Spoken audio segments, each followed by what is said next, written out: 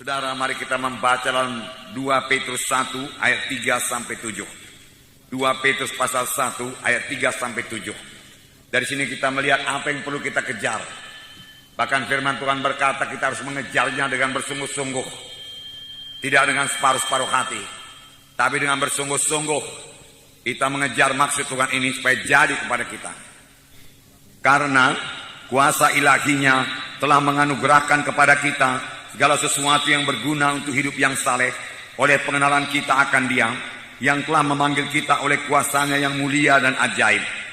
Dengan jalan itu Ia telah menganugerahkan kepada kita janji-janji yang berharga dan yang sangat besar, supaya olehnya kamu boleh mengambil bahagian dalam kodrat ilahi dan luput dari hawa nafsu duniawi yang membinasakan dunia.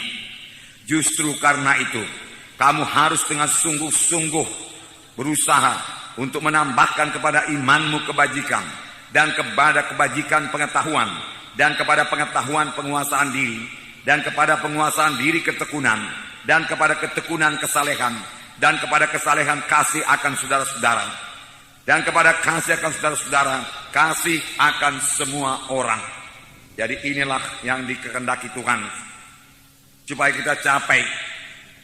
Semua kita bisa mencapainya. Karena ini dicapai bukan dengan kekuatan kita, tetapi dengan kesadaran kita. Lalu dengan bersungguh-sungguh kita mohon kepada Tuhan. Di sini dikatakan, justru karena itu kamu harus dengan sungguh-sungguh berusaha. Sungguh-sungguh berusaha. Sungguh-sungguh berusaha. Semua kita harus sungguh-sungguh berusaha secara rohani untuk bertumbuh dalam Tuhan. Tuhan tidak mengendaki usaha yang separuh-separuh hati, yang setengah-setengah hati, tidak. Tetapi Tuhan minta kita supaya kita semua bersungguh-sungguh berusaha untuk bertumbuh dalam Tuhan, untuk mencapai apa yang dikatakan Tuhan tadi, supaya bertambah-tambah dalam iman, bersungguh-sungguh berusaha supaya iman kita itu bertambah lagi dengan kebajikan atau kebaikan. Kita harus bersungguh-sungguh berusaha. Jadi ada bahagian kita. Kita yang bersungguh-sungguh berusaha untuk mencapai hal-hal tersebut. Bukan otomatis saja itu jadi kepada kita. Dengan kata lain, kalau kita tidak bersungguh-sungguh berusaha, apa yang dituliskan ini, hal-hal yang dikatakan Tuhan ini tidak jadi kepada kita. Ada bahagian kita yaitu bekerja dengan sungguh-sungguh, bekerja secara rohani, menyadari keadaan kita secara rohani. Lalu kita merindukan sungguh-sungguh, misalnya supaya iman kita bertambah-tambah, supaya kebaikan kita bertambah-tambah, supaya ketekunan kita bertambah-tambah, supaya hikmat kita bertambah-tambah, supaya kasih kita bertambah-tambah, kesalehan kita bertambah-tambah. Kita harus bersungguh-sungguh berusaha. Bersungguh-sungguh berusaha. Bagaimanakah bersungguh-sungguh berusaha? Bersungguh-sungguh berusaha yaitu dengan menyangkali diri kita, sehingga bukan kehendak kita, bukan kehendak saya, tapi kehendak Tuhan yang jadi. Roh Kudus mau memimpinkan kita. Di sini ayat 3 tadi berkata, karena kuasa ilahinya telah menganugerahkan kepada kita segala sesuatu yang berguna bagi hidup yang saleh. Kuasa ilahinya telah menganugerahkan kepada kita segala sesuatu yang perlu untuk hidup yang saleh. Apakah yang telah dikaruniakan Tuhan kepada kita? Mari kita lihat supaya kita bersyukur kepada Tuhan. Apakah yang telah menjadi milik saudara setelah saudara mengikut Tuhan? Kuasa ilahinya telah mengaruniakan kepada kita segala sesuatu untuk hidup beribadah kepada Tuhan, untuk bisa hidup suci, untuk bisa berdoa. Apakah yang dikaruniakan Tuhan? Yang pertama tentu saja keselamatan jiwa. Kita sudah selamat, itu karunia Tuhan. Yang kedua dikaruniakan Tuhan kepada kita Roh Kudus. Tuhan telah memberikan Roh-Nya kepada kita.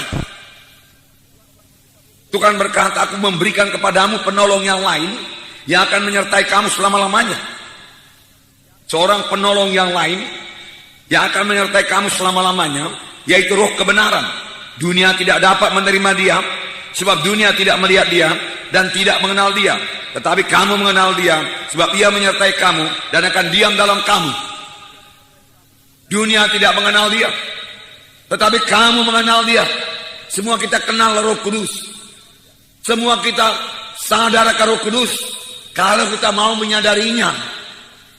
Semua kita bisa bersekutu dengan Roh Kudus setiap saat kalau kita rindu bersekutu dengan dia. Semua kita bisa berkata-kata dengan Roh Kudus karena Roh Kudus dalam kita.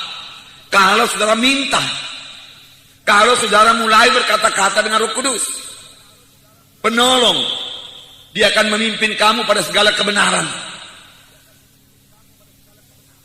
Jadi kita mengetahui kebenaran karena Roh Kudus mengajari kita. Inilah yang dikaruniakan Tuhan kepada kita. Sekaligus Roh Kudus akan mengurapi kita luar biasa. Kemudian apa lagi yang diberikan Tuhan kepada kita, dikaruniakan Tuhan kepada kita? Firman Tuhan yang berkuasa.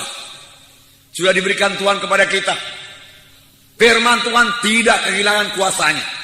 Jadi baik Roh Kudus itu berkuasa, sangat berkuasa. Firman Tuhan sangat berkuasa. Bahkan firman Tuhan punya kuasa untuk menciptakan. Tuhan berkata, jadilah terang. Dia ucapkan firman Tuhan lalu jadi. Dan sampai sekarang kuasa firman Tuhan itu tidak berubah. Firman Tuhan berkuasa mengubahkan saudara. Dalam Yeremia 23:29, bukankah firmanku seperti api, demikianlah firman Tuhan, dan seperti palu yang menghancurkan bukit batu. Sekali lagi, bukankah firmanku seperti api, demikianlah firman Tuhan, dan seperti palu yang menghancurkan bukit batu. Firman Tuhan seperti api. Kemudian dikatakan lagi firman Tuhan seperti palu yang bisa menghancurkan bukit batu. Apakah maksudnya ini? Firman Tuhan seperti api. Saudara, api itu berkuasa. Api itu bisa membakar sampah-sampah. Dengan perkataan lain, firman Tuhan yang seperti api itu bisa membakar semua sampah-sampah dosa yang ada pada hidup kita.